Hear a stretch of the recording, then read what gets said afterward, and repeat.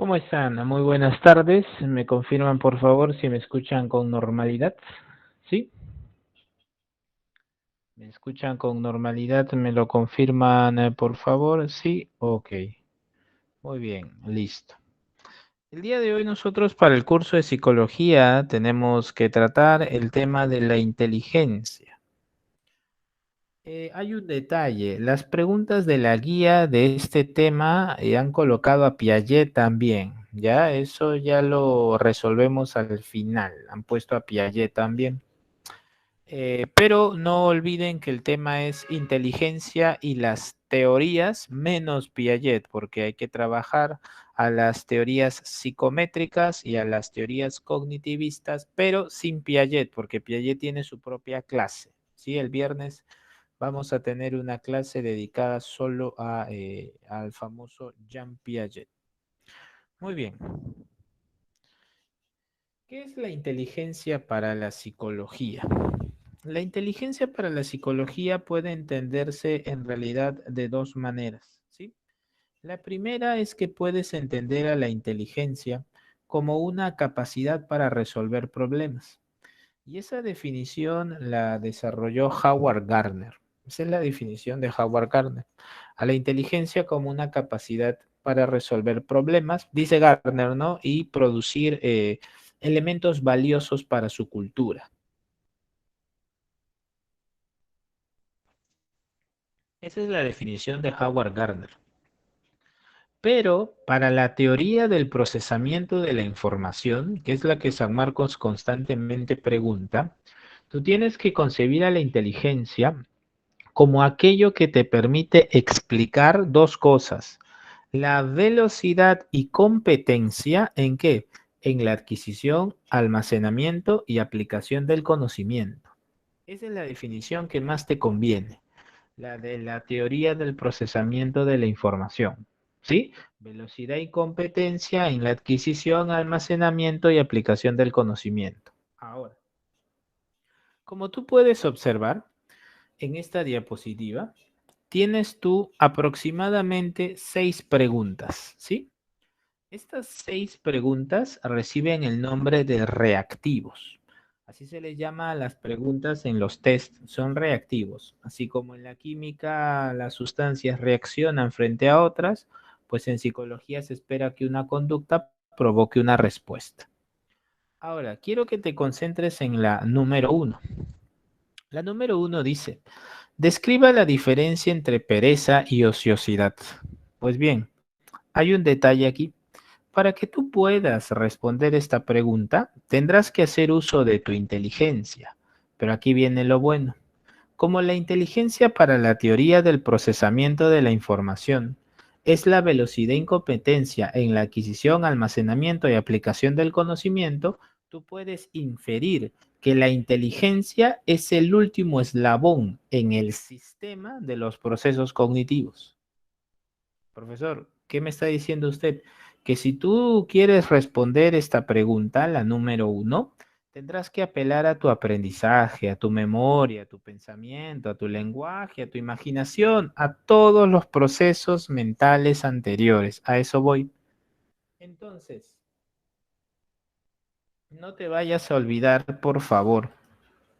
Primero, tú sientes, ¿verdad? La sensación capta la información y la hace consciente.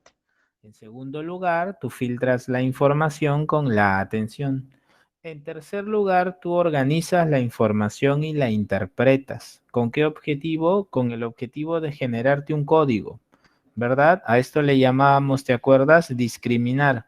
Tú construyes un código en la interpretación y lo utilizas para discriminar. Luego, ¿quién viene? Profesor, la memoria. Claro, esos códigos se almacenan. Por eso hemos visto que en la memoria de corto plazo el objetivo era repasar, repetir y codificar, ¿te acuerdas? Luego viene pues el aprendizaje. Uno aprende cuando cambia su comportamiento y como condición fundamental están la sensación, atención, percepción y memoria. Luego viene el pensamiento. Tú puedes pensar en algo que has aprendido. Por supuesto, Profesor, porque en la función representacional del pensamiento yo puedo construir imágenes a partir de mi memoria, entonces ha habido una experiencia de por medio, un cambio en la conducta, un aprendizaje, ¿sí? Luego tú sabes que esa función del pensamiento elevada en una capacidad superior desarrolla la imaginación y posteriormente la creatividad. Y recuerda que el pensamiento y el lenguaje son expresiones de una sola capacidad. Y para terminar, pues está la inteligencia. Profesor, ¿por qué tantas vueltas en esto? No, son cuestiones necesarias. ¿Por qué? Porque San Marcos está preguntando así. Está preguntándote por la teoría del procesamiento de la información. Entonces, una prueba de inteligencia tiene distintos tipos de preguntas y cada pregunta está diseñada para poder captar un aspecto específico del ser humano. Por ejemplo, la número uno bien puede ser resuelta con tu inteligencia lingüística, según Gardner. Según Thornton, la número uno sería respondida con lo que él llamó comprensión verbal. Según el famoso Sondike, la número uno requiere de inteligencia abstracta. Ah, profesor, según Raymond Cattell, la número uno será respondida con la inteligencia cristalizada. Ah, profesor, según Stenberg, la número uno va a ser resuelta por la inteligencia analítica. Ah, profesor, entonces eso es cierto, claro. De acuerdo a la teoría del procesamiento de la información, tú apelas a todos los procesos mentales anteriores para resolver un problema. Entonces, las teorías sobre la inteligencia lo que hacen es señalar qué factor es el que te permite responder la pregunta. La número dos, por ejemplo, te dice así: ¿de cara a qué dirección debería colocarse para que su mano derecha apunte al norte? Esto, de acuerdo al famoso Howard Gardner, sería resuelto por la inteligencia visoespacial. ¿Sí o no? Claro. Si nosotros le pedimos de repente al famosísimo Luis León Thornton con qué habilidad mental primaria resolvemos la número 2, y él diría pues aptitud espacial. En algunas traducciones le encuentras como habilidad, pero eso lo vamos a ver en unos minutos. Ah, tiene razón, claro. Muy bien, entonces ya tenemos la definición. Creo que no tenemos dificultad aquí, ¿cierto? Principio explicativo de la competencia y velocidad para adquirir, almacenar y aplicar conocimiento, teoría del procesamiento de la información. Para Garner, capacidad para resolver problemas. Creo que no tenemos dificultad, ¿sí? No tenemos dificultad, ¿cierto? Muy bien. Listo, lo tenemos entonces. Ahora, tú eres lo máximo.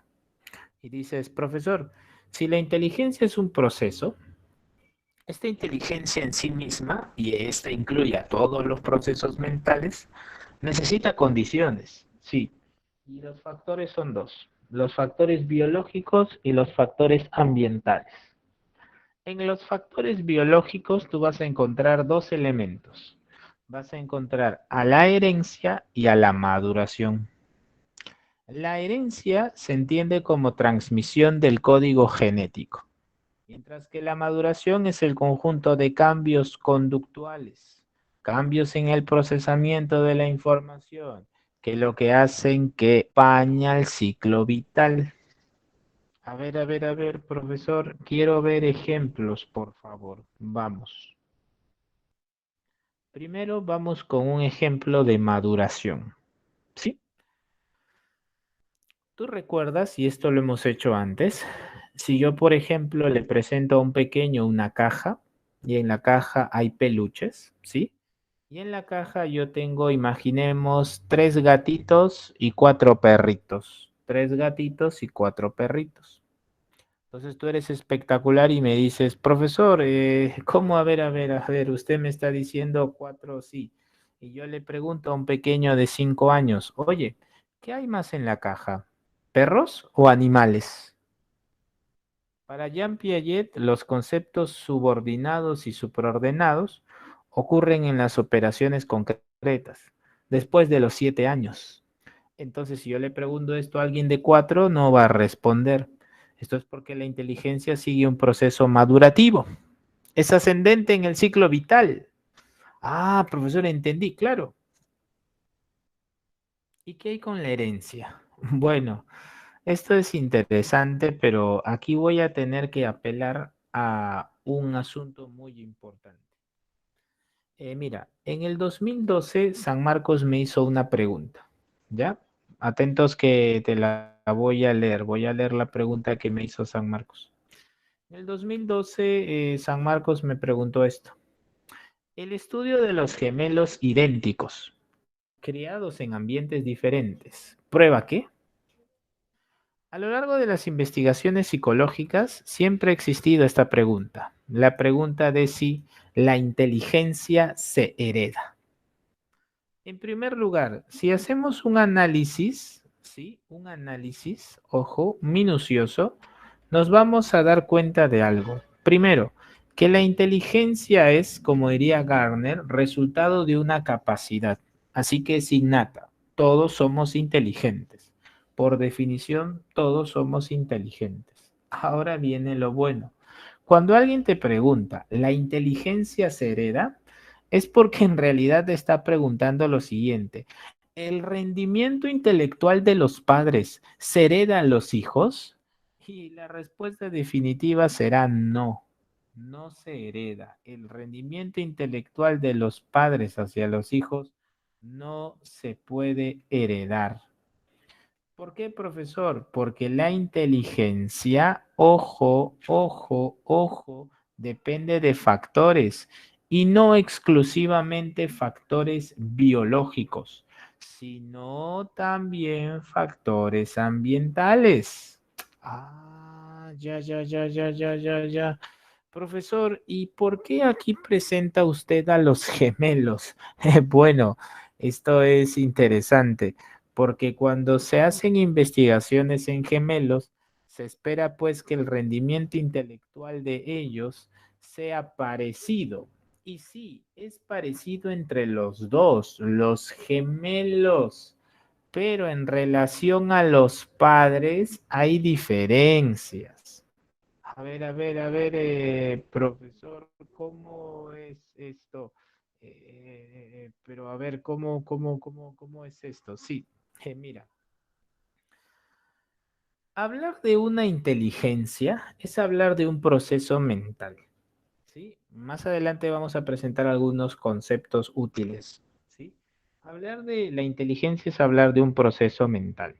Hablar del rendimiento intelectual es hablar de una serie de factores que participan en la velocidad y competencia en la que un sujeto resuelve sus problemas. Entonces, ¿qué ocurre? Eh, Entre un 40 y 50% de nuestra inteligencia viene programada por nuestros padres, pero es por un asunto universal. Es un asunto universal, así como el temperamento. Pero el otro 50% requiere de qué? De una estimulación. ¿Requiere de qué más, profesor? Requiere pues de una buena nutrición, de aprendizajes efectivos, etcétera, etcétera, etcétera. ¿Sí? Por ejemplo, un estudio que se hizo hace poco en la Universidad de Washington estableció, por ejemplo, que el vínculo afectivo con los padres y una crianza sana tenía un efecto anatómico en el cerebro de los niños. Se estudiaron aproximadamente 92 niños y se analizó la relación que existía entre los padres, las madres y los hijos en situaciones que consideraban más o menos estresantes. Y se encontró que aquellos con apoyo de sus progenitores mostraban una región del hipocampo hasta un 10% más grande. Ah, profesor, entonces, claro, así es, así es. Miren, eso no me lo acabo de inventar, pueden buscarlo si gustan, no me crean, revísenlo y búsquenlo. ¿Sí? Entonces, ¿por qué te presento esto? Por lo siguiente. las correlaciones entre las puntuaciones del SEI. Como te había presentado, San Marcos me hizo esta pregunta, ¿no? Me preguntó lo siguiente: el estudio de los gemelos idénticos, criados en ambientes diferentes, ¿prueba qué? Bueno, aquí viene lo bueno. Miren, los gemelos monocigóticos, o también llamados gemelos idénticos, son básicamente seres humanos que comparten tanta carga genética que fueron objeto de estudio por muchos años por los psicólogos. Entonces, ¿qué pasó? Bueno, se estudiaron a gemelos idénticos que vivían juntos y gemelos idénticos que habían sido separados. ¿Sí? Separados. Entonces, ¿qué ocurre? Ocurre que nosotros como seres humanos heredamos una inteligencia. ¿Por qué? A ver, lo que pasa es que este tema es muy bonito y muy extenso y ahí es muy poquito tiempo. Mira, a ver, nuestros genes, esto te lo han explicado por biología, se constituye como un código, ¿sí? Los genes son un código. Y el código se va construyendo a lo largo de los años. Y no estoy diciendo que sea tuyo, sino también de tus padres, de tus abuelos, de tus tatarabuelos y de la humanidad en general.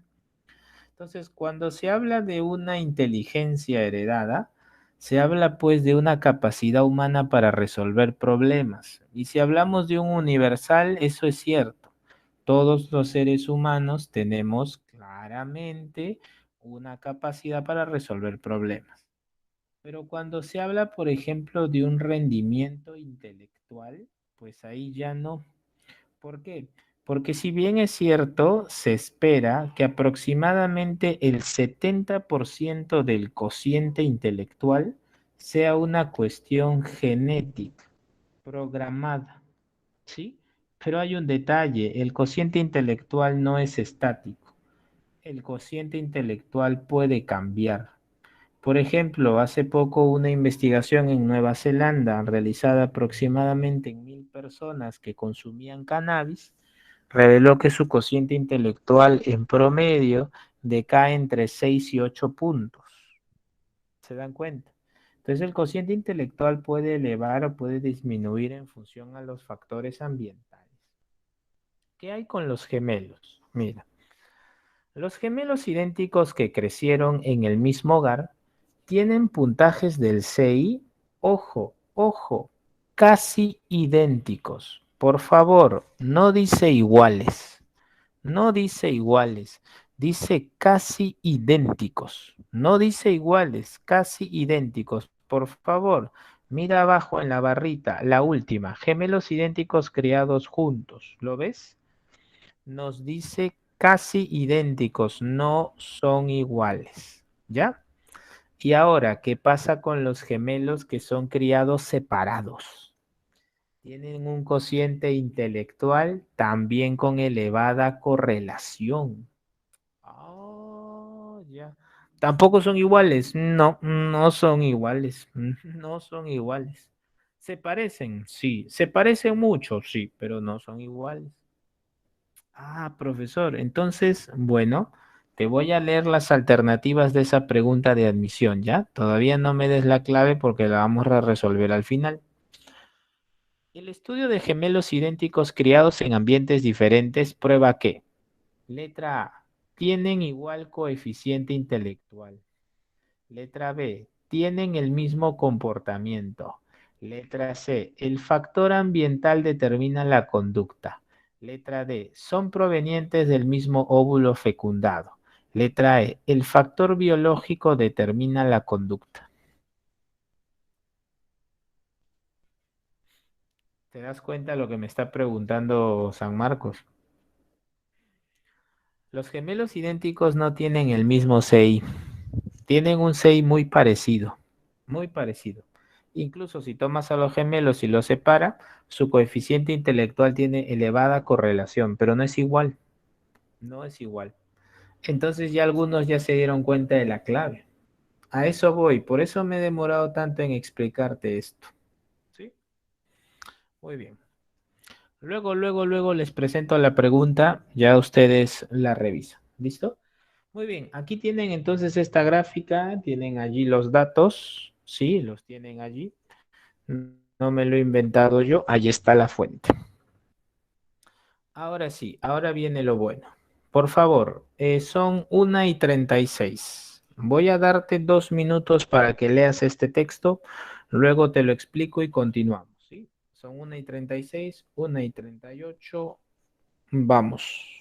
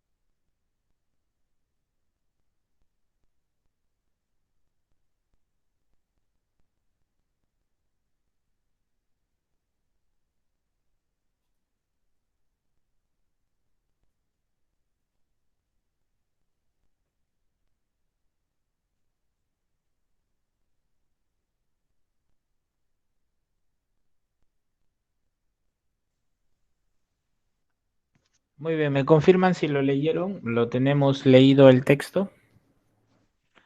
Muy bien, en este texto te están presentando la diferencia entre habilidad y aptitud. ¿Por qué lo he colocado? Fue pregunta en el 2014 y la he traído para resolverla al final. 2014, me preguntaron sobre esto. A ver, en primer lugar, ¿qué tenemos aquí? Primero, la diferencia entre habilidad y aptitud. Como tú lo has podido leer, una aptitud es una habilidad potencial. ¿Qué es una habilidad? Una habilidad es una destreza que tienen las personas para realizar conductas de manera efectiva, ¿sí? Y para la cual no necesitas más entrenamiento. Ojo, más entrenamiento. Profesor, ¿significa que has sido entrenado? Sí, claro que sí, pero no necesitas más. A ver, profesor, sí. Hay personas que tienen un gusto fascinante por los cubos de Rubik y todo el día están con el cubo de Rubik. Miran videos, hacen esto, hacen lo otro y ¿qué pasa? Se han vuelto muy hábiles. De tal manera que hay competencias para armar cubos de Rubik, ¿no? Y las competencias ahora ya no tratan de averiguar si puedes o no resolverlo, sino el tiempo en que lo logras. Entonces allí ves un buen ejemplo de habilidad. Hay un entrenamiento y uno dice, hey, ya no necesito más entrenamiento, soy el mejor, puedo hacerlo. Igual, en tu prueba de admisión hay algo llamado habilidad matemática y habilidad verbal. Se espera que estés entrenado en esos cursos y que no necesites más entrenamiento. Aclaro, profesor, esos cursos no los vuelvo a ver en la universidad. Vuelvo a ver física, geometría, aritmética, pero habilidad verbal y matemática no son un curso propiamente dicho en la universidad. Claro, porque se espera que esa habilidad ya esté desarrollada contigo. Significa que seas diestro en ello y no necesites más entrenamiento. Ah, claro, eso tiene mucho sentido, profesor. Sí, esa es la influencia de la psicología en las pruebas escolares. Por eso al final tú dices, ¿no?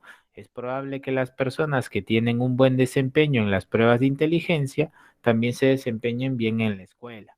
Por eso no debe sorprendernos descubrir que las pruebas de aptitud escolar y las pruebas de inteligencia a menudo planteen tipos similares de preguntas. Claro, tienes la mayoría de preguntas creo que son de habilidad, ¿no? Habilidad verbal y habilidad matemática. Luego tienes al concepto de aptitud. La aptitud es una habilidad potencial. Quiere decir que es una disposición natural para actuar de modo concreto en determinadas situaciones sociales o en determinadas situaciones en general. Entonces, ¿qué pasa? Imagínense que yo, no sé, voy a unas clases de baile, ¿sí? Voy a unas clases de baile, entonces yo noto que hay un niño que baila espectacular y le pregunto al entrenador, disculpe una consulta, ¿ese niño cuánto tiempo tiene aquí entrenando? Y el instructor, imaginemos que me dice, no, hoy es su primera clase. Pues bien, ese niño tiene una aptitud para el baile. Tiene una aptitud para el baile, tiene una habilidad potencial, tiene una disposición natural. Ah, profesor, es como esos videos de Messi cuando es niño y se lleva a todos los niñitos y mete gol. Ah, entonces Messi tiene una aptitud para el fútbol, por supuesto. Es una habilidad potencial. Ah, entonces cuando lo entrenan, pues mejora muchísimo más. Ah, ya, profesor. Entonces la aptitud es una disposición natural. Es una disposición natural, ¿sí? La aptitud es una disposición natural. En cambio, la habilidad es una destreza en la cual has sido entrenado y ya no necesites más entrenamiento. Ah, ya, profesor, entiendo. Entonces, ¿qué ocurre? Ocurre lo siguiente, mira, ocurre algo muy importante. La inteligencia es algo general, ¿cierto? Es un proceso cognitivo que te permite resolver problemas. ¿Listo? La habilidad es una destreza para la cual tú has sido entrenado, eres muy bueno y no necesitas más entrenamiento. La aptitud es una habilidad potencial. Tú lo haces muy bien sin haber sido entrenado. Y si lograras entrenar, pues llegas a ser uno de los mejores. ¿Listo? Lo tenemos entonces. Muy bien. En función a estos conceptos vamos a trabajar lo siguiente. Primero, los tipos de inteligencia según Sondike. Para el famoso Sondike, existe una inteligencia llamada abstracta, otra llamada concreta y una tercera llamada social. En la inteligencia abstracta para Sondike, tú eres muy bueno, eres competente en el uso de signos y símbolos, ¿sí? Eres competente en el uso de signos y símbolos. Entonces, matemática, física, química, álgebra, aritmética, inteligencia abstracta. En inteligencia mecánica, o también llamada concreta, tú eres muy bueno para poder, por ejemplo, armar alguna casa, armar alguna silla, trabajar con cosas concretas, materiales, físicas. Profesor, ¿un deportista podría estar en inteligencia concreta? Por supuesto, por supuesto. Y luego tienes a la inteligencia social. Esta inteligencia es la que nos permite comunicarnos con los demás, poder trabajar con ellos y establecer sus demandas o necesidades en diálogo. ¿Sí? Esta clasificación fue la primera. Sondike, el primero en clasificar la inteligencia, concreta, abstracta y social. ¿Sí? Creo que no hay dificultad aquí, ¿verdad? Creo que no tenemos problema. Lo que sí nos va a interesar es lo siguiente. El cociente intelectual. San Marcos me ha preguntado por la edad mental. Me ha preguntado por la edad mental. Entonces aquí viene lo bueno y aquí viene el detalle. Ya sabes qué es la inteligencia. Ya sabes qué factores tiene. Ya sabes qué es la habilidad. Ya sabes qué es la aptitud. Ahora hay que saber qué es el cociente intelectual. Según la psicología, se puede esperar, ojo, se puede esperar, puedes esperar que hasta un 70% el cociente intelectual sea heredado. Pero esta herencia no es como un asunto genético definitivo, sino es un asunto genético que se ha construido a lo largo del tiempo. ¿Sí? Profesor, pero usted me dijo que la inteligencia no se hereda. Un momentito, un momentito. El cociente intelectual es solo un componente de la inteligencia, no es el único. Por eso Howard Gardner va a ser muy crítico. Va a decir, las escuelas norteamericanas solo valoran el CI, pero el CI no es la inteligencia, es solo un componente. Y Gardner te va a hablar de las inteligencias múltiples. Ah, profesor, tiene razón, claro. Por eso te decía que la inteligencia como tal es un proceso universal, es un proceso que todos compartimos. Ahora viene lo bueno. Las aptitudes, esas sí tienen mayor probabilidad de ser heredadas. Profesor, usted me está diciendo que si mi abuelo fue un atleta profesional y tenía una disposición natural para manejar el arco y la flecha, yo podría tenerla también. Sí, porque ese código genético puede estar en ti también. Eso es posible. Eso sí es posible. Allí hay mayor probabilidad. Allí hay mayor probabilidad en el asunto de las aptitudes. ¿Por qué? Porque el 70% de lo que vendríamos a llamar el cociente intelectual es básicamente un asunto genético. Ah, profesor, ahora sí estamos entrando a un campo específico, por supuesto. Ahora sí estamos en un campo específico. El 70% del coeficiente intelectual o cociente intelectual es heredado. ¿Quiere decir, profesor, que las aptitudes se pueden heredar? Por supuesto, claro que sí, es así. Ah, profesor, entonces hay que hacer una distinción. ¿Por qué? Porque la inteligencia es un proceso cognitivo que depende de distintos factores biológicos, ambientales. Pero si hablamos del CI, lo reducimos mucho más. Y si hablamos del mismo CI, es solo el 70%. Ah, profesor, es como que de un 100% tenemos una parte y de esa parte le sacamos el 70%. Así es. Imagínense, no es tan definitivo. Muy bien, vayamos a lo medular. Cociente intelectual, el cociente intelectual fue investigado inicialmente por el famoso Alfred Binet. Si quieren, llámenle Binet, ¿no? Porque a veces le van a llamar así. Bueno, básicamente porque se encontraba en Francia. Alfred Binet lo contrata el municipio de París para evaluar a sujetos que eran escolares entre los 13 y los 15 años. Él concebía que lo más importante era evaluar su comprensión lectora, la aritmética y el dominio de vocabulario. ¿Sí? Posteriormente ya esta evaluación fue llevada a la Universidad de Stanford, donde se realiza un proceso de estandarización. ¿Sí? Miren, las pruebas de inteligencia, cuando son creadas, tienen determinadas preguntas, pero partieron básicamente de una investigación del mismo lugar. ¿Sí? Entonces, cuando se llevan a una universidad para su traducción, se realiza un proceso llamado estandarización, donde los puntajes y las pruebas se adaptan, se adecúan. ¿Sí? Entonces, aquí ocurrió algo importante. Como esto fue llevado a la Universidad de Stanford para la estandarización, el test se termina llamando test Stanford-Binet. ¿Mm? Eso es lo que ocurre.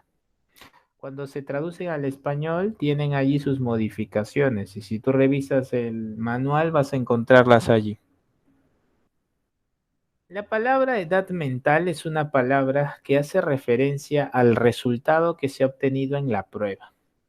Si, por ejemplo, un sujeto tiene un determinado resultado, pues bien, ese valor numérico es concebido como su hipotética capacidad intelectual. En términos históricos, se piensa que fue propuesto por Wilhelm Stern, ¿ya? Gracias a esto se pudo producir la fórmula como tal, la fórmula del cociente intelectual. Ustedes saben muy bien que esta fórmula relaciona dos elementos. ¿Relaciona qué cosa? Relaciona la edad mental y la edad cronológica. San Marcos me ha preguntado esto, ¿sí? Me preguntó lo siguiente. María ha sido evaluada intelectualmente obteniendo un cociente intelectual de 80. Si su edad cronológica es de 10, ¿cuál es su edad mental?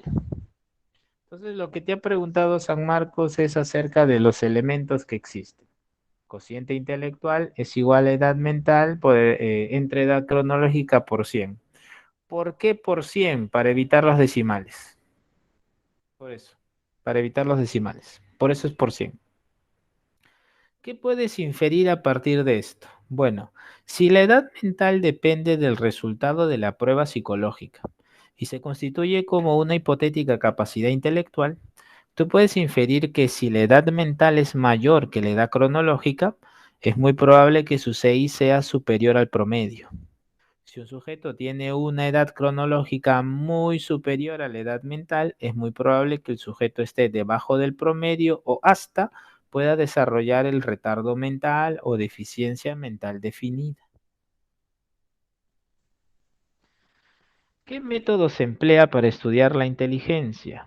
El método por excelencia, no el único, el método por excelencia es el de la psicometría o psicométrico, ¿sí? La psicometría tiene un bonito principio. La psicometría dice, si algo existe, entonces puede ser medido. Si algo existe, entonces puede ser medido. ¿Qué ocurre aquí? Ocurre lo siguiente. Primero, toda prueba de inteligencia se espera que desarrolle ciertas características, ¿sí? Las que les importan a San Marcos solo son dos, porque una de ellas ha venido en el examen. Primero, confiabilidad. En la confiabilidad se espera que las medidas sean consistentes, que los puntajes sean consistentes. Profesor, ¿y esto qué significa? Significa que tú has obtenido un resultado y ese resultado será aproximadamente el mismo si fuera aplicado en dos ocasiones diferentes o por dos examinadores distintos. Profesor, quiere decir que cuando se elabora una prueba de inteligencia, se espera que los resultados sean consistentes. Así es, sean consistentes, sean estables. Profesor, ¿y dónde vemos esto? En el rango del CI. El rango del CI es, ahora lo vamos a ver en unos minutos, ¿de cuánto? Ya sabes, ¿no? De 9 aproximadamente, ¿cierto? Entre, por ejemplo, 80 y 89 tienes pues a la inteligencia promedio bajo, entre 70 y 79 a la limítrofe, ¿verdad? Si pensamos entre 120 y 129 tenemos a la superior, ¿verdad? Entonces, la confiabilidad involucra esto, medidas estables y consistentes. La validez hace referencia a que los test deben cumplir un propósito. Y este propósito está bien definido. ¿Por qué? Porque hay pruebas que son para el rendimiento intelectual, hay otras pruebas que son para la personalidad. Por ejemplo, en la famosa prueba de Einstein, tienes tú indicadores de la personalidad. ¿Sí? Entonces tienes aquí dos, confiabilidad y validez. ¿Sí? Confiabilidad y validez. Tenemos aquí un breve ejemplo sobre cómo hallar el CI. Me parece que esto es muy fácil, me van a disculpar, esto es aritmética muy elemental. Dice, si la edad mental es de 12 años y su edad cronológica es de 16 años y 8 meses, ¿cuál es el CI? Entonces tú te has dado cuenta que la edad mental se ha llevado a meses, ¿verdad? 12 por 12, 144. Y la edad cronológica es de 16, entonces se multiplica 16 por 12 más 8, lo que te da ¿cuánto? Te da 200. Dividido multiplicado por 100 te da un 6 de 72. Ah, si buscamos 72 en la tablita, en la tabla de Wechsler vas a encontrar que 72 constituye a la inteligencia limítrofe o fronteriza. ¿Sí? Ahora hay un detalle. Esta no es la única tabla que existe, pero es la tabla que considera San Marcos, la de Wechsler.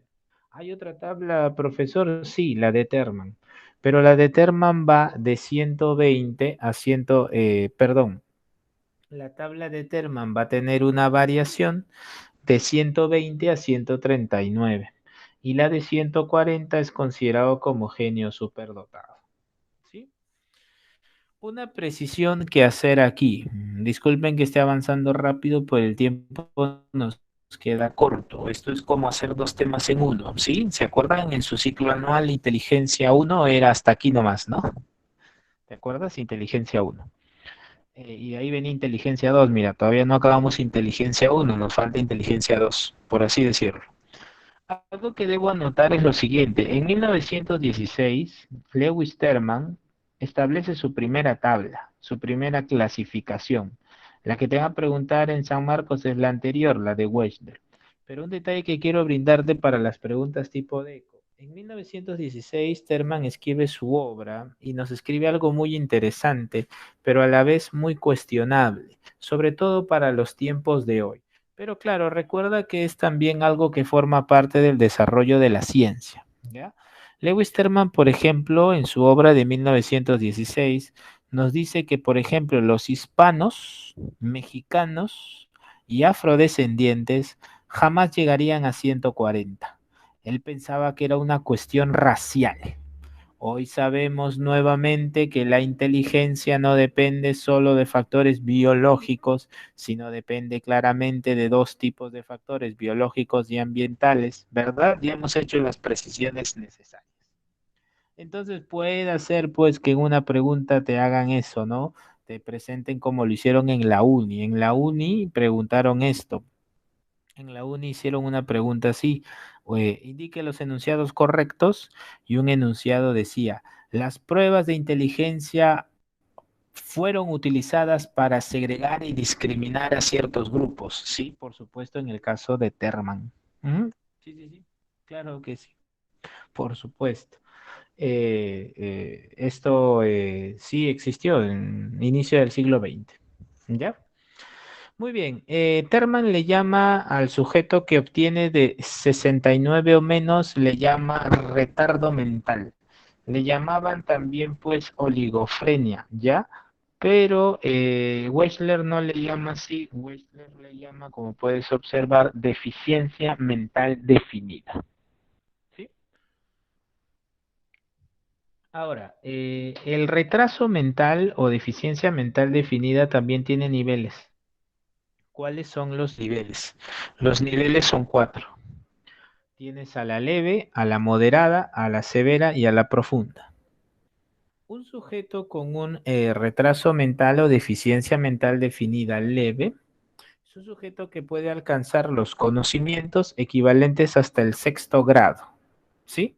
Profesor, ¿me está diciendo que puede operar con lo formal? Sí, puede operar con lo formal. A ver, profesor, según Piaget, operaciones formales, pensamiento hipotético deductivo, profesor, puede comprender incluso lo metafórico. Sí, sí, sí, puede, con sus limitaciones, pero puede. Profesor, ¿pero ese acaso no es el nivel máximo de la inteligencia? No, ¿qué pasa? Tú estás en semestral. Recuerda que en la adultez temprana aparece el pensamiento dialéctico. Recuerda eso. Recuerda también que en la inteligencia cristalizada es ascendente hasta los... Ah, la cristalizada es hasta la muerte. Y la fluida hasta los 20 o 25. Si es un sujeto con retardo, imagínate, pues, si solo ha llegado hasta el proceso madurativo. A ver, profesor, tiene razón. Entonces tiene sus limitaciones. Así es, en el sexto grado, en el pensamiento hipotético deductivo, en el lenguaje metafórico, en la abstracción, tendrá sus dificultades. En el moderado, tú vas a tener un sujeto que llega solo hasta el segundo grado. Profesor, operaciones concretas. Ajá, claro que sí. Segundo grado, profesor, 7, 8, 9. Claro, operaciones concretas, así es. Profesor, ¿y las formales? Las formales no, pues. Ya. Profesor severo. No. En el severo generalmente estas personas no aprenden a hablar ni las prácticas de higiene básicas hasta los 6 años, ¿sí? Y requieren supervisión. Mientras que en el profundo, si encuentras un trastorno neurológico y el cuidado ya es constante, ¿sí? Este cuadro es muy útil, tiene información que creo yo está muy bien sintetizada, ¿sí? Listo. Hemos terminado inteligencia uno, miren. Vamos ahora con inteligencia 2. Teorías sobre la inteligencia. Las teorías de la inteligencia generalmente se clasifican en dos grupos. Primero tienes a la inteligencia, primero tienes la clasificación cronológica. La cronológica te dice que hay teorías clásicas y teorías contemporáneas, ¿sí? Las clásicas van a ser la teoría bifactorial de Spearman, la teoría de las habilidades mentales primarias de Thornton, la teoría del famosísimo Raymond Cattell. Esas son las teorías clásicas. Y las contemporáneas serían Vygotsky, ¿verdad? Y su teoría dialéctica, constructivista y dialéctica. Vas a tener a Sternberg con la triárquica, vas a tener al famoso Goleman con la emocional y a Gardner con las múltiples, ¿sí?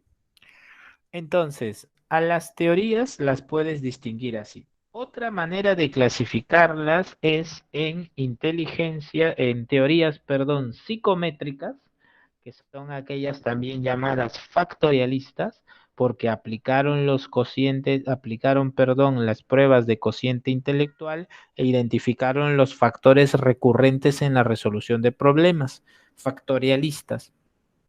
Y vas a encontrar a las cognitivistas. Entonces, Garner, Goleman, Stenberg son cognitivistas, mientras que todos los anteriores tienen fuerte influencia psicométrica. El único que hace una ruptura allí es Vygotsky, porque Vygotsky trabajó con niños con edad mental determinada, pero luego se interesó por el ejercicio de sus procesos mentales. Ya luego lo veremos. Primera teoría, bifactorial de Spearman. Spearman es conocido por ser uno de los primeros que introduce la estadística en la psicología. Es uno de los primeros. El famoso Charles Spearman concibe algo muy importante. Spearman nos dice algo muy interesante. Nos dice, la inteligencia general es una inteligencia que involucra al esfuerzo intelectual. Vas a encontrarlo en algunos libros como incluso energía mental. ¿Qué significa esto? Significa que si yo te doy a ti un problema de álgebra y si tú intentas resolverlo, independientemente del resultado, Spearman dirá, ese es el factor G, es el factor universal. Todos los seres humanos podemos resolver problemas. Todos los podemos resolver mal que bien, pero allí está el trabajo. Ese es el factor G, General Factor. Luego está el factor específico, Specific Factor. Allí están tus habilidades. Ah, ya. Ahí está la habilidad verbal y la habilidad matemática. Y los discípulos de Spearman introducen un tercer factor, que es el factor W, que se le puede interpretar como voluntad o motivación. Voluntad o motivación. Este factor W es interpretado como will, que es el factor que nos lleva a tomar las decisiones.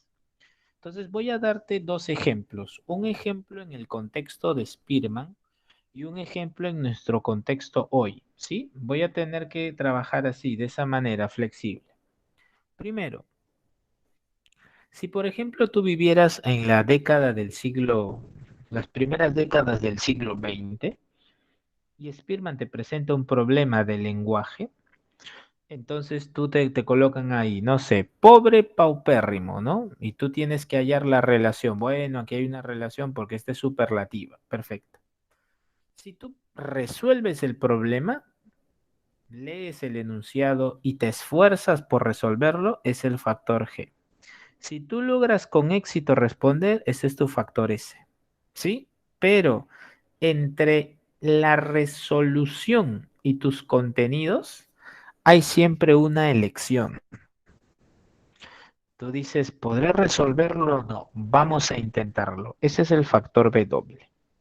Ahora te voy a dar un ejemplo más reciente, ¿sí? Que tal vez va a escapar a la teoría de Spearman, pero la idea es la misma, ¿sí? Va a escapar a la teoría, pero están vinculadas en su propósito. Mira, Hace algunos años, la famosa atleta peruana Gladys Tejeda fue entrevistada y ella comentó que una vez le robaron su celular. Ella estaba en una combi, entonces un ladrón abrió la ventana, le sacó el celular y se fue corriendo. Muy bien. Que Gladys Tejeda pueda correr, ¿ya? Ese es el factor G.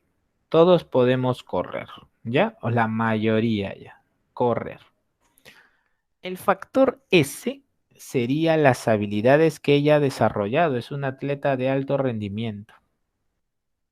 Y el factor W es, ¿lo sigo o no lo sigo? ¿Voy detrás de él o no voy detrás de él? Y según la entrevista que le hicieron a Gladys Tejeda, efectivamente, ella se bajó, lo persiguió, lo agarró, dice que el ladrón corrió, pero ella corre más rápido. El ladrón ya estaba cansado, ella siguió corriendo, lo agarró, lo tiró al suelo y le quitó su celular. Lo recuperó, mejor dicho.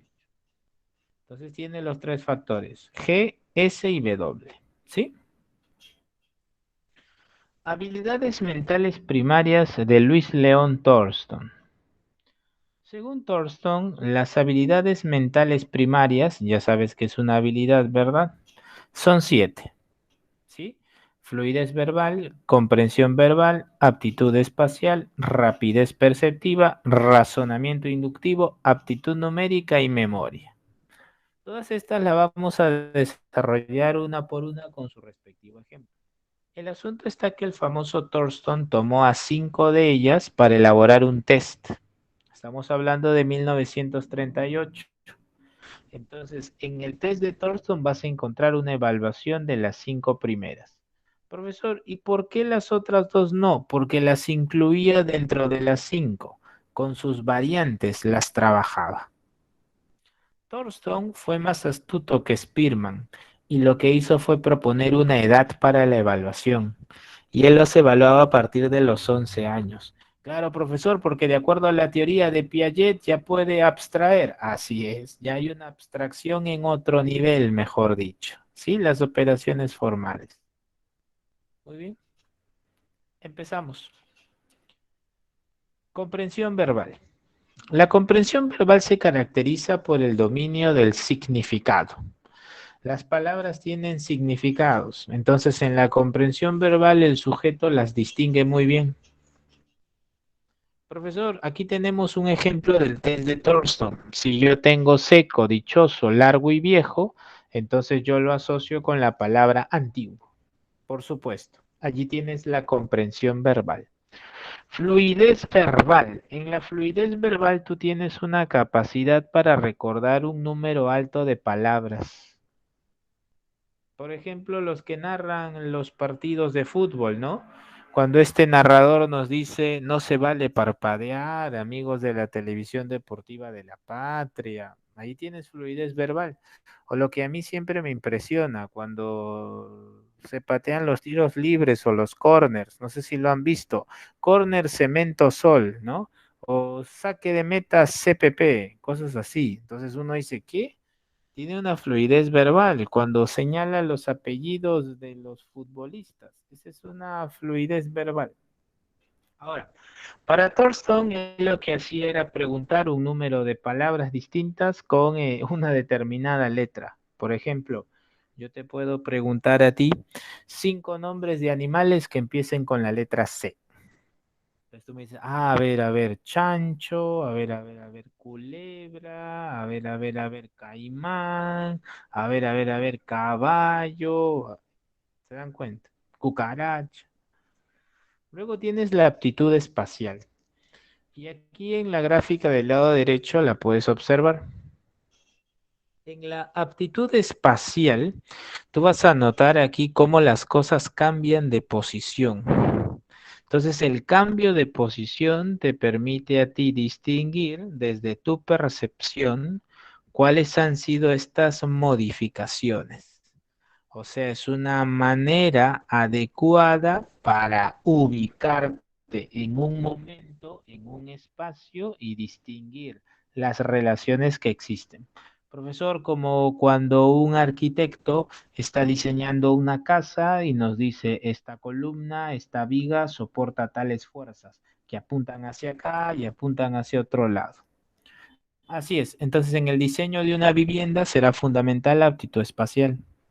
La rapidez perceptiva detecta semejanzas y diferencias. Profesor, ¿cómo así? Sí, en determinadas figuras, en determinadas imágenes, incluso podría ser, ¿por qué no?, de otro tipo. ¿Cómo que de otro tipo? Visual, olfativo, gustativo. Claro que para el tiempo de Thornton era solo visual, ya que era una manera práctica de poder identificarlas. Factor R, también llamado el factor de la inducción o razonamiento. Aquí sí he traído las preguntas del mismo test. En la parte superior derecha tienes un buen ejemplo, ¿sí? Este es un buen ejemplo del el razonamiento, lo que llamábamos razonamiento inductivo, ¿sí? Entonces tú tienes aquí una secuencia. ABX, CCHX, DX, FGX, tienes que completarlos con las letras que sigan. En la comprensión numérica, Thorson lo que hacía era evaluar operaciones aritméticas. Al ladito te colocaba una casilla de B, otra de M, para saber si estaba bien o estaba mal. Como ustedes saben, el resultado de esa operación aritmética es 130, ¿verdad? Y finalmente está la memoria. Como estamos en los años 30, y tú recordarás que Atkinson y Shiffrin son de los años 60, entonces aquí pues definitivamente vas a encontrar a la memoria de corto plazo. Memoria de corto plazo, ¿sí? El concepto de inteligencia fluida y cristalizada. Mira, esta teoría es la que más podría venir en desarrollo humano. Aquí tienes que estar muy concentrado porque yo recuerdo haber visto una pregunta sobre ello en un simulacro, pero hace muchos años ya. Primero, el famoso Raymond Cattell nos dice que la inteligencia puede ser entendida como inteligencia fluida o inteligencia cristalizada. La inteligencia fluida es una inteligencia que depende de factores biológicos. Entonces, esta inteligencia que depende de factores biológicos se caracteriza fundamentalmente por apelar a la memoria, la percepción, el razonamiento inductivo y el razonamiento deductivo. Profesor, ejemplos. Bueno, ejemplo número uno. Hay muchachos que se orientan a resolver el cubo de Rubik sin apelar a los algoritmos. Simplemente apelan a su memoria y a su percepción. Esa es inteligencia fluida. Acá te voy a presentar otro ejemplo de inteligencia fluida. Mira, quiero que estés atento a este GIF. A este GIF.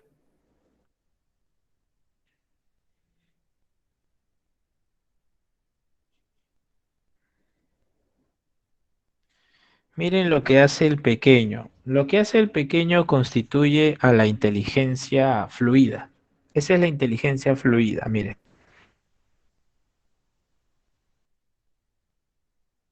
Se dan cuenta, el pequeño lo que hizo fue intentar, ¿cierto? Introducir el cubo por la ranura adecuada y no pudo, así que lo que hizo fue levantar. Esa es la inteligencia fluida.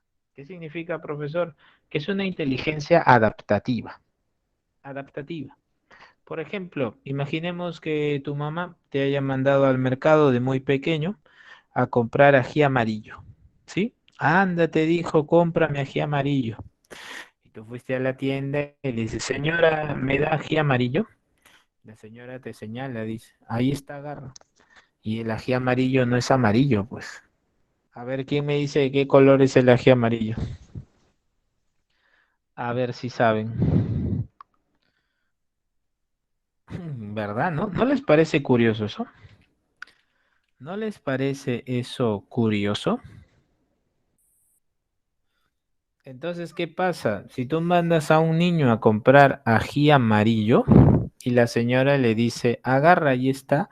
No, señora, va a decir el niño, ese ají no es amarillo, ese ají es naranja, es anaranjado. Entonces ahí va a haber un conflicto por su inteligencia fluida. Su inteligencia fluida es adaptativa. Entonces la señora le va a decir, lleva, ese es. No, es que mi mamá se va a molestar, no. Claro, hay inteligencia fluida. Percepción, memoria, razonamiento inductivo y deductivo. Inteligencia fluida. Profesor, entonces resolver un rompecabezas por primera vez, inteligencia fluida. Conductas adaptativas, inteligencia fluida, por supuesto, de eso no hay duda. Ahora, ¿cuál es el detalle? La inteligencia fluida es ascendente, pero solo hasta la adultez temprana. Solo hasta la adultez temprana. ¿Por qué? Porque el famoso Raymond Cattell había identificado el proceso de mielinización. Mielinización. ¿En qué consiste esto, profesor? Bueno, el desarrollo máximo del encéfalo, tú recuérdalo, siempre recuérdalo, el desarrollo máximo del encéfalo ocurre entre los 20 y 25 años. 20 y 25 años. 20 y 25 años. Entonces, ¿qué pasa? Tú dices, profesor, ¿quiere decir que la mayoría de mis redes sinápticas llegan a su óptima ejecución entre los 20 y 25 años? Así es. Así es, por supuesto. Algunos investigadores harán énfasis en 25 años porque ya es el inicio de un deterioro neurológico, pero claro, no es un deterioro radical o a grandes, no, no, no, es un deterioro muy lento, muy lento, ¿sí? Muy lento. Ah, ya. Profesor, es por eso que algunas sociedades conciben que la mayoría de edad no se logre sino hasta los 21 años. Ah, eso es cierto. El fundamento está básicamente en un asunto biológico. Ujú. Aquí es a los 18, imagínate. Profesor, entonces tenemos que la inteligencia fluida es ascendente, pero hasta la adultez temprana. Sí, luego decae. ¿Y qué hay de la inteligencia cristalizada? La inteligencia cristalizada es una inteligencia sociocultural. Es una inteligencia que apela a lo que has aprendido. Generalmente Cattell hace hincapié en lo lingüístico y en lo matemático. Allí hace mucho hincapié el famoso Cattell, lingüística y matemática, eso es cierto. Profesor, entonces, si un sujeto, por ejemplo, viaja a Corea del Sur y tiene que aprender las reglas y normas en que la sociedad vive y se desarrolla, estará incrementando su inteligencia cristalizada, por supuesto. Profesor, entonces, si un sujeto visita el interior del país y encuentra una sociedad con determinadas tradiciones, con determinadas normas y valores, esa es inteligencia cristalizada. Así es, eso es correcto. Entonces, la inteligencia cristalizada es sociocultural. Recuerda que para Cattell, principalmente esta estaba orientada a que, no te olvides, principalmente a que lo lingüístico y lo matemático, principalmente. Profesor, entonces, si un sujeto trata de resolver el cubo de Rubik aplicando algoritmos, pues bien, si se ha automatizado, esa es la inteligencia cristalizada. ¿Sí? Listo. Muy bien. Aquí tienes la gráfica que te había mencionado. Inteligencia fluida ascendente hasta los 21 a 25 años. Inteligencia cristalizada siempre ascendente. Siguiente teoría. La famosa teoría de la estructura del intelecto. Aquí tienes a la famosa teoría del famosísimo Joy Paul Guilford. Joy Paul Guilford concebía que la inteligencia humana estaba compuesta por 150 factores. 150 factores. ¿Cuáles son estos 150 factores? Primero, son 5 contenidos. Son 6 operaciones, ¿sí? Y son, bueno, lo siento, creo que hay una interferencia. A ver, espera. Ya. Listo. El modelo de Guilford te va a presentar 150 factores. Como te decía, son 5 contenidos, son 5 operaciones y son 6 productos. Ahora, viene el detalle. Esto es importantísimo. Mira, para Guilford los contenidos se van a desarrollar con las inteligencias de Thorndike. Las inteligencias de Thorndike. De eso no debes olvidarte. Estas inteligencias son visual, auditiva, son concretas, ¿sí? Visual y auditiva son concretas. De eso no hay duda. Visual y auditivo es concreto. ¿Listo? Simbólico y semántico es abstracto. Simbólico y semántico es abstracto. Ahora, comportamental vendría a ser lo social. Entonces, la clasificación de sonda y la encuentras en los contenidos. Visual y auditivo concreto, simbólico y semántico abstracto, comportamental y social.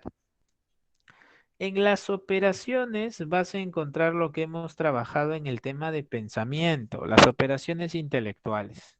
La evaluación ya sabes que es comparar objetivos con resultados. Divergencia y convergencia también las conoces. Memoria ni qué decir. El asunto está, ¿qué es la cognición?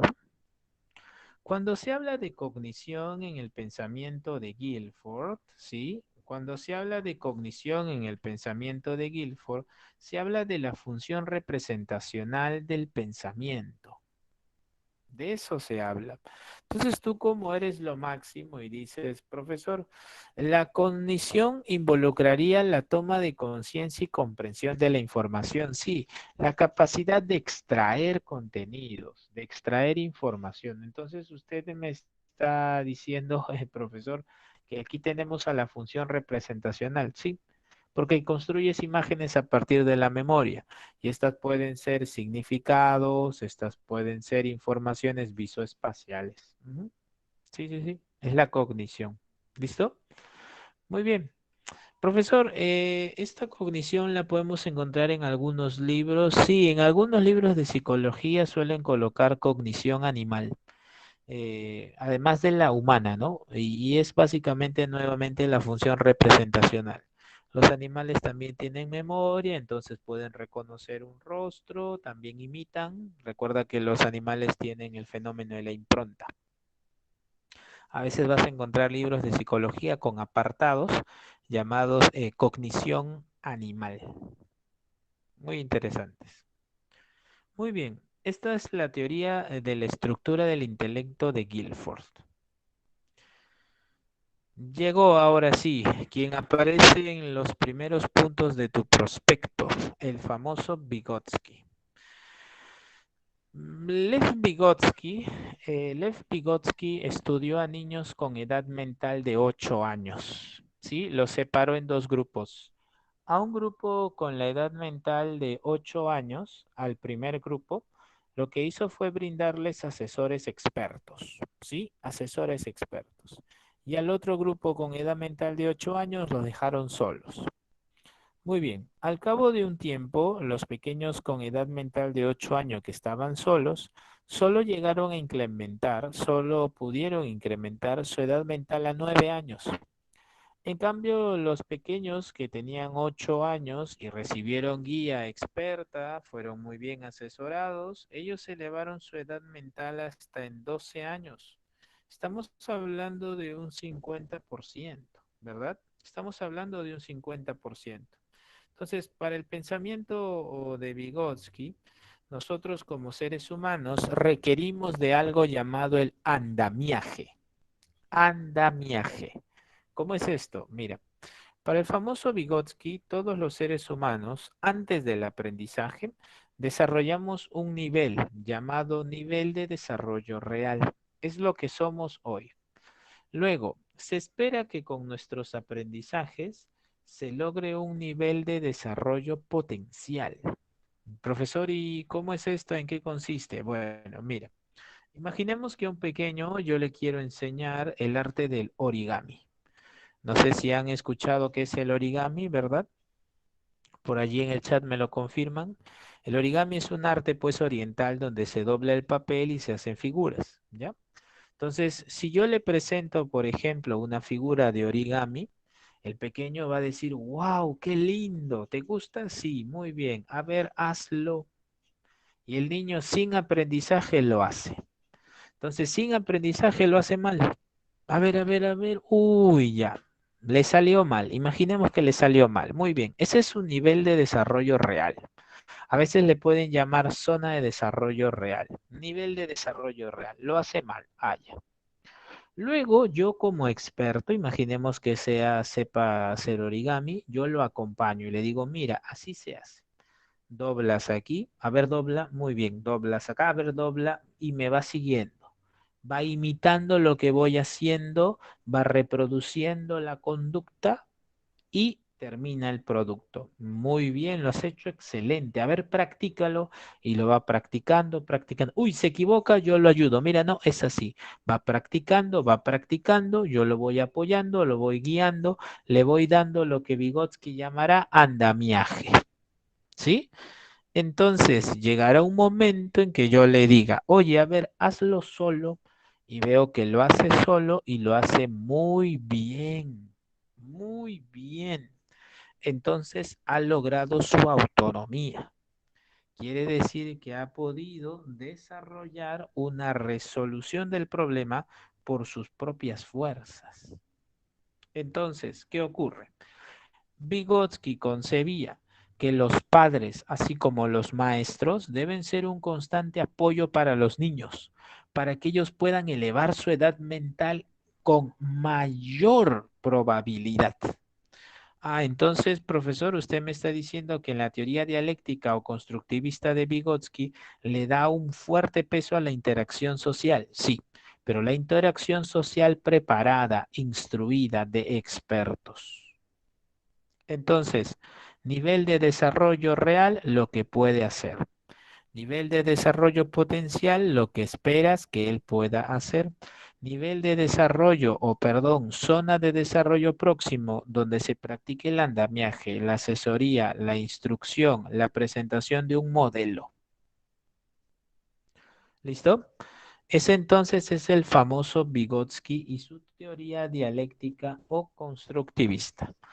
Para cerrar, recuerda que a Vygotsky lo vimos en el tema del lenguaje, con el pensamiento verbal, ¿te acuerdas? Mientras que Piaget le llamaba lenguaje egocéntrico, Vygotsky le llamaba pensamiento verbal, ¿te acuerdas? Internalizaba el habla entre los 3 y los 6 años, internaliza el habla, ¿sí? No te olvides. Stenberg, teoría del procesamiento de la información. Si por ejemplo nos hacen esta pregunta, Quiñones es A10 como Basadres a ver, ¿cuál sería la clave de esta pregunta? A ver, su compañera Ivonne astutamente nos dice, profesor, por favor, eso es muy fácil. Heiner nos dice, claro que sí, aquí sería 100. Muy bien. Para el famoso Stenberg, si tú has podido resolver este problema, es porque has hecho, ¿sí? Has utilizado tu inteligencia analítica. La inteligencia analítica es la inteligencia que generalmente evalúan los test, el CI. Pero Stenberg dice, eso jamás será suficiente. Stenberg nos habla de tres inteligencias, la analítica, la creativa y la práctica. A la analítica le van a llamar también inteligencia, ojo, componencial. A la inteligencia creativa le van a llamar experiencial y a la inteligencia práctica le pueden llamar contextual. El famosísimo Robert Stenberg piensa que toda adquisición de información y aplicación de conocimientos generalmente académicos, como los que evalúa el CI, constituyen solamente el primer paso en la resolución de problemas. ¿Sí? Entonces, la inteligencia analítica es la inteligencia que desarrolla la reproducción de los contenidos convencionales, socialmente aceptados, académicos. ¿Sí? Muy bien. ¿Listo? Perfecto. Luego está la inteligencia creativa, también llamada experiencial. Esta inteligencia creativa lo que hace es presentarnos dos cosas. la diferencia entre automatización y novedad. Profesor, ¿cómo es esto de automatización y de novedad? Muy bien. Lo que pasa es que el famoso Robert Stenberg empezó a evaluar a sujetos de distintas condiciones sociales, distintos oficios. Entonces, el famoso Robert Stenberg nos dice algo muy interesante. Nos dice lo siguiente. Primero, cuando hablamos de una inteligencia creativa, no hablamos de personas que son aptas en el manejo de una situación. A ver, profesor, ¿qué usted me está diciendo? Mira, la inteligencia experiencial, Stenberg la caracteriza por un desarrollo de que, por un desarrollo principalmente de dos cosas. La intuición, ¿sí? La intuición y ojo, y esto es muy importante, ¿ah? Ojo, y es el desarrollo, de esto es importante, ¿ah? La innovación. A ver, profesor, ¿cómo es esto? Eh, Stenberg investigó a distintos sujetos, pero él recuerda con mucha alegría a una estudiante llamada Bárbara. Bárbara, por ejemplo, tenía para Stenberg una capacidad sintética, porque Bárbara, por ejemplo, no se desempeñaba tan bien como otra estudiante que él llamó Alicia en las pruebas de acceso a la enseñanza secundaria, ¿ya? Pero fue recomendada a una universidad de alto nivel, en este caso era la Universidad de Yale, empleando las habilidades creativas e intuitivas excepcionales. Stenberg vinculaba esto más al estudio de las artes. ¿Por qué, profesor? Sí, porque la inteligencia creativa o experiencial es una inteligencia que separa la automatización de la novedad. Un proceso automatizado es un proceso que se ha realizado tantas veces y que ahora puede hacerse ya, por así decirlo, sin poco o nada pensamiento adicional. Entonces, una vez que tú estás automatizado, esto se vuelve recurrente y no hay pues una diferenciación entre el experto y el que no lo es. Entonces, en la inteligencia creativa, Stenberg nos dice, el sujeto en la situación de novedad lo que hace es encontrar nuevas formas para resolver un problema. Profesor, usted me está diciendo que a partir de la intuición, a partir de la innovación, me está diciendo usted que Stenberg nos habla de una especie de pensamiento divergente. Así es. Solo que no te olvides que él habla de novedad y automatización. Entonces, el sujeto con inteligencia creativa es el sujeto que sale de la automatización y desarrolla la novedad. ¿Sí? La siguiente es la inteligencia práctica.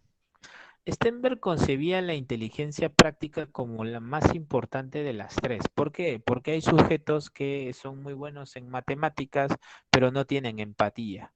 Hay sujetos que tienen una formidable capacidad para procesar información cuantitativa, pero no tienen asertividad, no tienen habilidades sociales. Entonces, en la inteligencia práctica, él nos habla de tres elementos: la adaptación, la conformación y la selección. En la adaptación tú vas a encontrar a un sujeto que se cambia a sí mismo para ajustarse mejor a lo que le rodea. En la conformación vas a encontrar a un sujeto que va a cambiar ¿para qué? Para que pueda desarrollarse en mayor conform. A ver, este es el asunto, mira. Lo que pasa es que ya son 2:34. A veces pienso que estoy extendiéndome mucho con los ejemplos. A ver, adaptación ya está. Creo que lo puedes comprender fácilmente, ¿no? La adaptación ocurre cuando un sujeto hace un cambio en sí mismo para ajustarse mejor a lo que pueda. En la conformación ocurre cuando uno cambia su ambiente para que encaje mejor con sus necesidades. Y en el proceso de selección, tú tienes a un sujeto que emprende un cambio alternativo para sustituir los entornos, ¿sí? Y tienes, creo, aquí muy buenos ejemplos.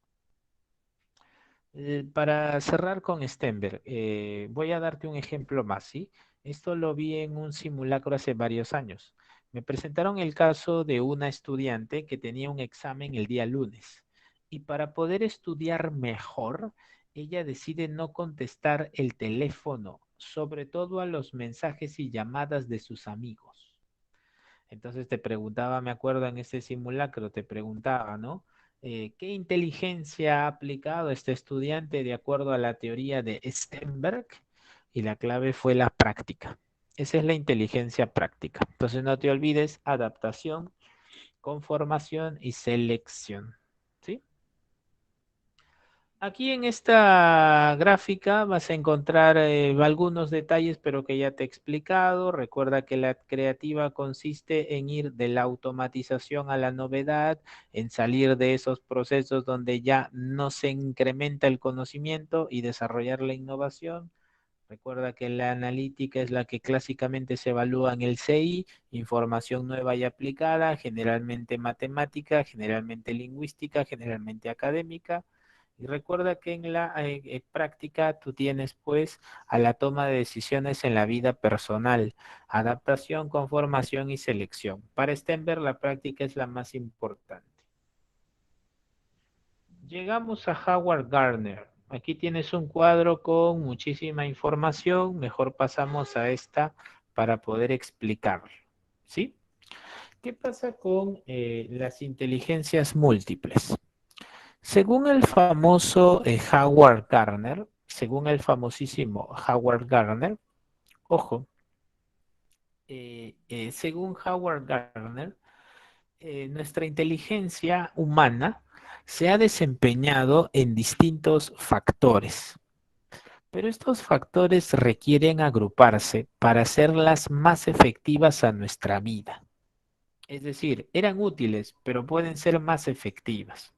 Entonces, el famoso Howard Gardner fue director de un proyecto llamado el Proyecto Cero en la Universidad de Harvard. Y lo que tenía que hacer era investigar cómo se organizaban las inteligencias en estos nuevos tiempos. Claro, estamos hablando de Gardner en los años 80, ¿sí? En los años 80. Entonces, él presentó su libro en el año 83, ¿ya? Pero el objetivo de Gardner era básicamente demostrar cómo las inteligencias en los estudiantes habían cambiado a lo largo del tiempo. Entonces, ¿qué pasó? Gardner era muy crítico del cociente intelectual. Él no concebía que cociente intelectual era igual a inteligencia. No, no, no, no. Él pensaba que las inteligencias eran múltiples porque se desarrollaban en contextos muy específicos. Entonces, ¿qué hizo el famoso Gardner? Primero, agrupar los factores que ya existen. Por ejemplo, comprensión verbal y fluidez verbal, esas constituyen en la inteligencia lingüística. Entonces, los niños en general presentan pues a veces facilidades para leer, escribir, contar cuentos, hacer crucigramas, inteligencia lingüística. Cuando observa a los menores, por ejemplo, preocupados por la medición, la categoría, las relaciones, los juegos de estrategia, los experimentos, la aritmética, pues toma la aptitud numérica y el razonamiento inductivo y lo lleva pues con el razonamiento deductivo a la inteligencia lógica matemática. Profesor, me está diciendo que se han organizado las 7 habilidades mentales primarias de Thorstone, pero de otra manera. Sí, por supuesto. Lingüística puedes entenderla como comprensión verbal y fluidez verbal. La lógica matemática como aptitud numérica y razonamiento inductivo, además de la memoria y el razonamiento deductivo. La inteligencia visoespacial es aquella que él descubrió en los pequeños que podían pensar en imágenes y dibujos y tenían facilidad para resolver rompecabezas. Se dedicaban el tiempo libre a dibujar, preferían juegos constructivos. Entonces, un futuro arquitecto, un futuro ingeniero debe presentar esta inteligencia, la visoespacial.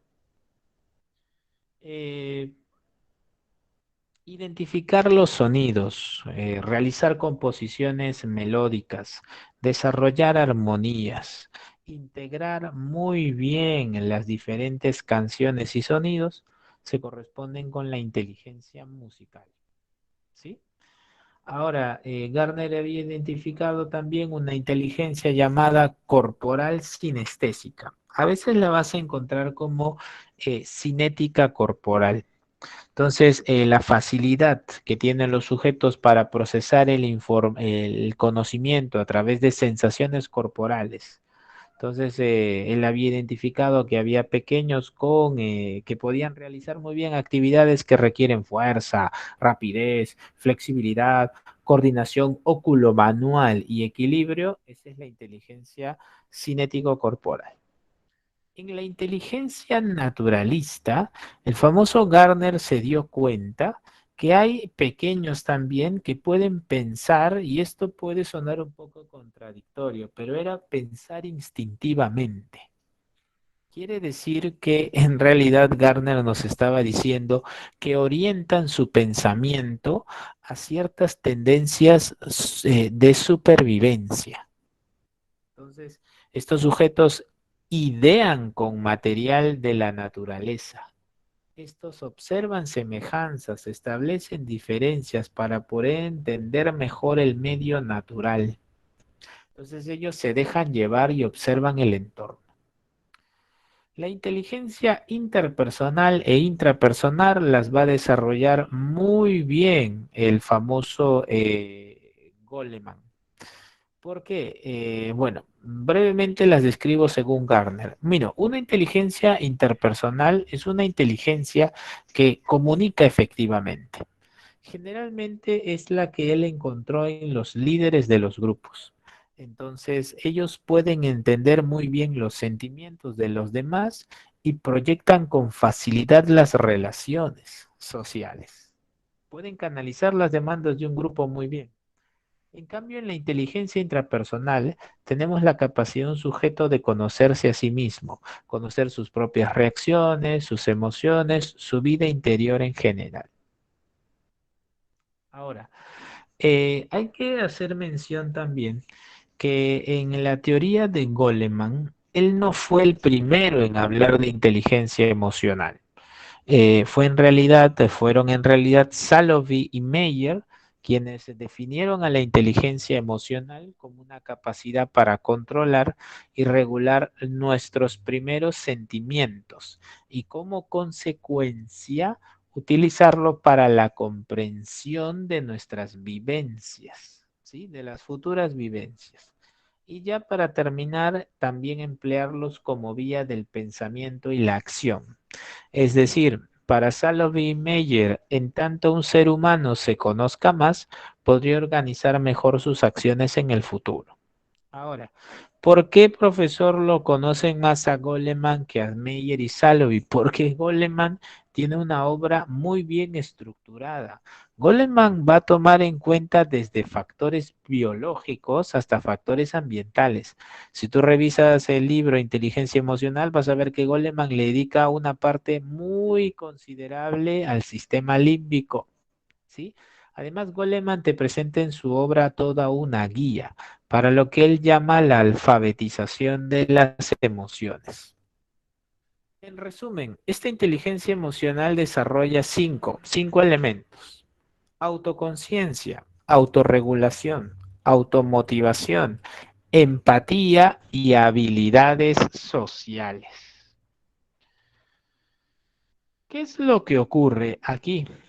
Lo que ocurre es lo siguiente. Mira, Daniel Goleman nos dice que la inteligencia emocional hace referencia a una capacidad que tenemos los individuos, ojo, individuos, para reconocer nuestras propias emociones, reconocer las emociones de las demás, discriminar estos sentimientos y etiquetarlos, utilizar información para guiar tu pensamiento, tu conducta y ajustarse para conseguir objetivos. Profesor, tan extensa, sí. Lo que pasa es que Goleman también bueno, él trabajó un tiempo para el New York Times Y Goleman lo que hacía era observar las vivencias de los seres humanos menos favorecidos, sujetos que habían estado en prisión, sujetos que lamentablemente habían salido de prisión, pero no habían cambiado muy bien su comportamiento, no muy bien su conducta. Entonces, lo que vamos a tener nosotros aquí es lo siguiente. A ver, primero, primero, la autoconciencia. Para Goleman, la autoconciencia es un proceso reflexivo donde el ser humano puede detectar sus cualidades y defectos, ¿sí? Un sujeto sabe cuáles son sus fortalezas y sus debilidades. En segundo lugar, tienes una autorregulación de las emociones. En la autorregulación de las emociones, tú vas a poder gestionar tus cambios afectivos, ¿sí? Una importante estrategia que Goleman menciona es la siguiente. A veces en ciertas discusiones pueden ser familiares, pueden ser de pareja, uno puede ser alguien claramente reactivo, puedes reaccionar de una mala manera. Pues Goleman nos presenta lo siguiente, Goleman nos dice, antes de decir algo, es importante que te tomes unos breves segundos en pensar en lo siguiente. Tú podrías, por ejemplo, pensar en esto. Me gustaría que me lo dijeran a mí. Me gustaría que aquello que yo he señalado me lo dijeran a mí. Y ahí está el detalle, pues seguramente no. Entonces lo que voy a decir lo tengo que pensar un poco más. Tengo que pensarlo un poco más. Entonces, en la autorregulación de las emociones, no es que tú lo reprimas, sino es que lo postergues. Y no hablo de una larga postergación, sino hablo de una postergación que tenga como propósito ponerte a reflexionar en lo que ibas a decir o lo que piensas decir. ¿Sí? Goleman pensaba que en la autorregulación de las emociones el propósito era clarificar mejor lo que sientes. Luego está la automotivación. En la automotivación un sujeto jerarquiza muy bien sus necesidades. Entonces sabe cuáles puede postergar y sabe cuáles no. Entonces se anima pensando que una vez jerarquizadas sus necesidades, las estrategias pueden ajustarse de mejor manera. Entonces, si tiene retos, si tiene obstáculos, está muy bien animado porque ya sabe cómo. La persona que te automotiva la persona que se automotiva tiene que saber primero cómo satisfacer su necesidad. La cuarta es la empatía. La empatía tradicionalmente es conocida como colocarse en el lugar del otro, ¿sí? Pero para el pensamiento de Goleman, esta empatía lo que hace es desarrollar una tendencia en el ser humano para sintonizar con el medio ambiente. Bueno, en este caso, sintonizar, perdón, con el medio sociocultural. Profesor, ¿cómo así? Sí, la empatía para el famoso Goleman pasa por una apertura. A ver, profesor, mira, te voy a dar un ejemplo. Hace algunos años, creo que fue hace 2 años, lamentablemente en Lima, un sujeto se arrojó a las líneas del tren, me parece, no sé si tú lo recuerdas, y terminó falleciendo. Entonces, rápidamente en las redes sociales aparecieron comentarios como, ay, y las mismas personas, bueno, lo comentaban en las redes también, que había personas que necesitaban tomar el tren y decía, oye, ¿por qué no hizo esto en otra oportunidad? ¿Por qué justo ahora? Ay, hubiera utilizado una manera más efectiva. Entonces, la empatía pasa por eso. No solamente reconocer sus necesidades, sino concebirlas como una oportunidad. ¿Para qué? Para darnos cuenta de lo diferente que somos y de las urgencias que se pueden presentar. Entonces, tú sintonizas también con esa persona y dices, wow, la vida es dura, la vida es difícil, qué pena, hay que pensar mejor las cosas.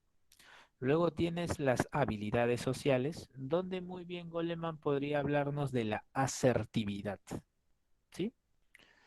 Muy bien, entonces creo que ya hemos terminado. Esto sería la parte teórica. Es un tema súper extenso.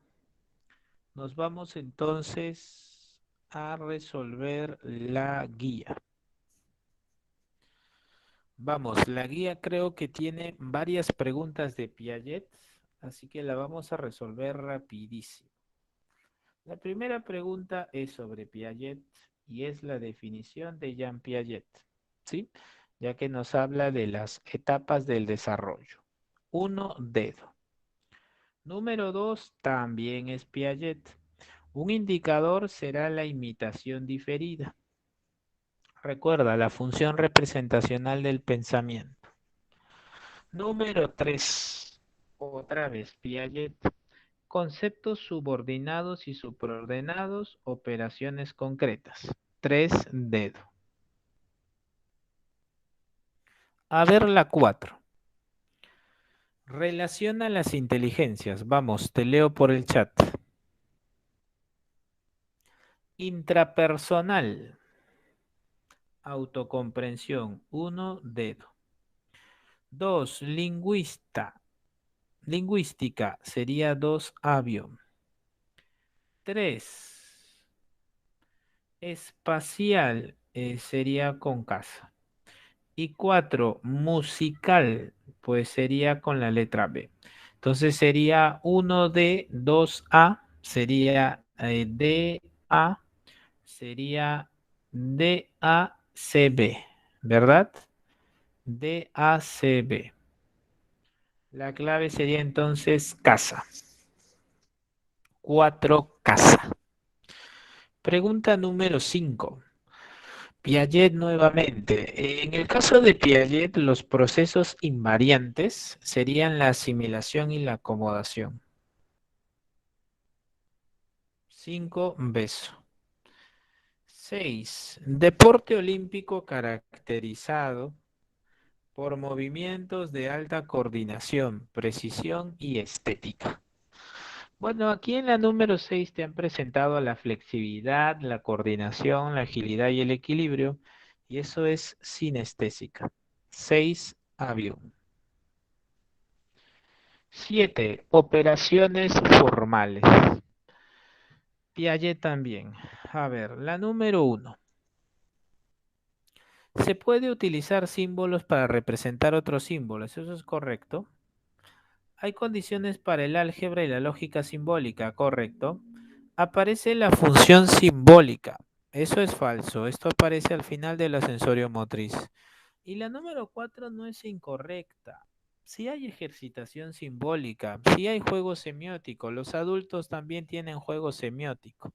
Solo que aquí debieron colocar aparece, así como en la 3 aparece, para que haya clave. Entonces sería, bueno, vamos a tener que marcar 1 y 2. Sí, porque los adultos, incluso los ancianos podrían tener juego semiótico, por supuesto. 8. Falta pocos días para que empiece las Olimpiadas Tokio 2020. Bueno, esta es una inteligencia sinestésica, ¿verdad? Corporal. 8. Avión. 9. Esta también, esta pregunta es de desarrollo humano y es Piaget. Aquí, para que un ser humano pueda pensar en la justicia, en la verdad, tiene que estar en las operaciones formales. Y la número 10, otra vez Piaget. Si Hillary ya puede pensar en la libertad, odiar las injusticias, entonces ella está en las operaciones formales. Concretas, no. Adolescencia, sí. La 10 no tiene clave. La 10 pues es 2 y 3. 2 y 3, claro. No hay clave, ahí es 2 y 3. Muy bien. Quedándonos poquísimo tiempo, me confirma si estamos listos para las preguntas de admisión. ¿Me confirmas, por favor, por el chat? ¿Estamos preparados? Lo que pasa es que no dice, pues, necesariamente adolescencia, ¿no? Ujú. Que es propia de la adolescencia, sí, claro. Recuerda que la pubertad, no, es que la adolescencia es una etapa, la pubertad no es una etapa. ¿Mm? Puede ser una etapa, dice, más tardía, no te entiendo, a ver. La 10, ¿te parece difícil la 10? A ver, dice, es que la 10 es una pregunta de desarrollo humano, entonces, la 10 me parece a mí sencilla, a ver, sería la B, a ver, la B dice solo 2 es verdadera. Mm, no, recuerda que la adolescencia es una etapa que va desde los 11 a los 20 años y la pubertad está dentro de la adolescencia. Ujú, es la dimensión física. Ya, dices, oh, ya. Dice, ya vi el de propias. Así es. Ya, ok. Muy bien, entonces sería 2 y 3. Muy bien. Cerramos entonces el archivo, por favor, me confirman. Sí, a ver, presentamos preguntas de admisión, al menos dos. Vamos a hacer al menos dos. A ver, acá está. Vamos a brindar por cada una un minuto nada más, ¿ya? Para resolver la mayoría posible. Empezamos. Son 2:56, 2:57. Leo tu clave. Vamos.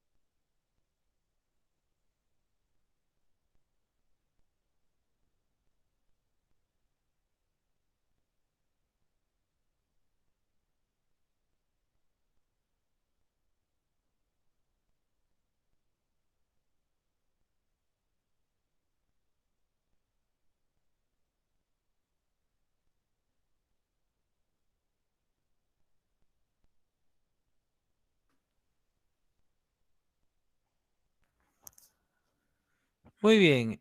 Cuando se da el caso, dice.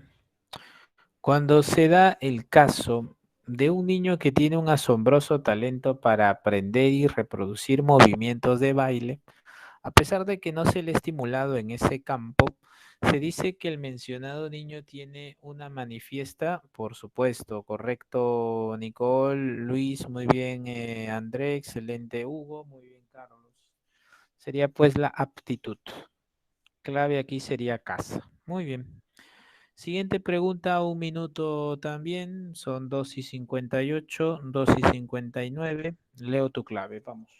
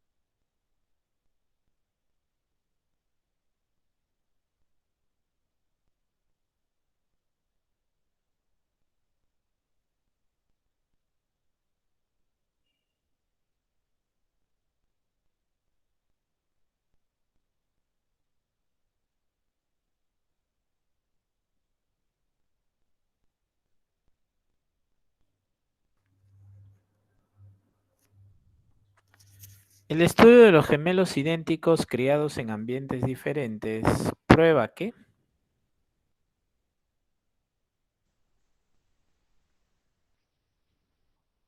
a ver, recuerden que cuando vivían juntos tenían 6 casi idénticos, ¿sí? Y cuando vivían separados era muy parecido. Entonces, aquí, si la clave fuera casa, entonces su 6 sería muy distinto. Si la clave fuera casa, entonces los resultados arrojarían que los CI no se parecen, pero continúan siendo muy parecidos. Su compañero Carlos creo que tiene una duda. A ver, Carlos, dime. ¿Ha levantado la mano su compañero Carlos? Ah, fue un error, dice. Ok. Entonces, la clave aquí sería enano. Muy bien, nos despedimos con esta pregunta. Ya nos vamos, dice así. Cuando los resultados de un test psicológico arrojan puntajes estables y consistentes, se dice que este posee, creo que aquí estamos de acuerdo, ¿verdad? Sería pues confiabilidad. Muy bien, excelente Hugo, muy bien Nicole. La clave sería Avio. Muy bien, lo hemos logrado, lo tenemos. ¿Listo? Muy bien. La clave sería, efectivamente, sería avión. Que les vaya muy, muy bonito. Que tengan una excelente semana. Cuídense mucho. Ya nos vemos el día viernes para la recuperación. Nos vemos, cuídense.